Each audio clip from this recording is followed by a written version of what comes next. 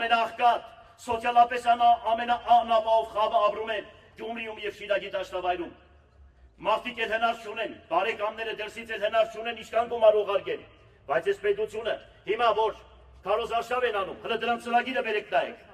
Ինչ են առաջարկում քաղաքի առողջացման կապակցությամբ, ինչ ստից հեքիաթներ են պատմում, հիմա նորից ասում են ասֆալտապատում, ասֆալտապատումն է դա եվրոպական այդ գումարները բերում են, որ երկիրը գցեն իրենց, այսպես գյուղերեցիք լավ է ասում, կռուչոկին, որ մենք չկարողանանք իրենցից այս կողմ են կողմ թեթև բանել, շուր գալ։ Դիտավորյալ այդ ասֆալտը 10 տարի ընդամենը, 12 միլիարդ գումար են վերցրել, 12 աշխատատեղ չեն ստեղծել,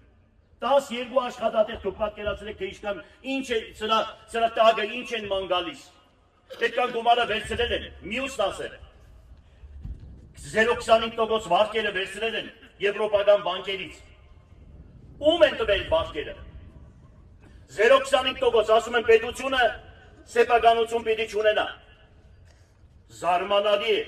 պետությունը ինչի պիտի սեփականություն չունենա, անապներ այսօր, պատկերացրեք պետությունից անապներ կա, որ պետությունից հարուստ է, երկրի ամբողջ տնտեսքը, հանքերը բոլորը պատկանում են մի քանի ընտանիքի, 7 տարի եկել ես, դրա համար քեզ ընտրեցինք, ես էլ եմ սխալվել, չորանար ես ձերքը, որ քեզ ընտրեցինք, ճիշտ է նախկինի համար արեցինք, որ նախկինը,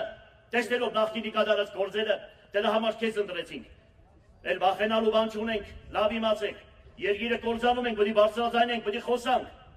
ամոթ է եթե լռենք, եթե մենք լռենք, սեհաբար քարերը պիտի աղաղակենք, ժողովրդին խապում եք, ժամանակ եք անցկացնում և գիտենք ձեզ էլ ովքեր են բերել, նախկիններն են ձեզ բերել, նույն մարդիկ եք, բոլորը դիրարեք, հերիք է ժողովրդին խապեք,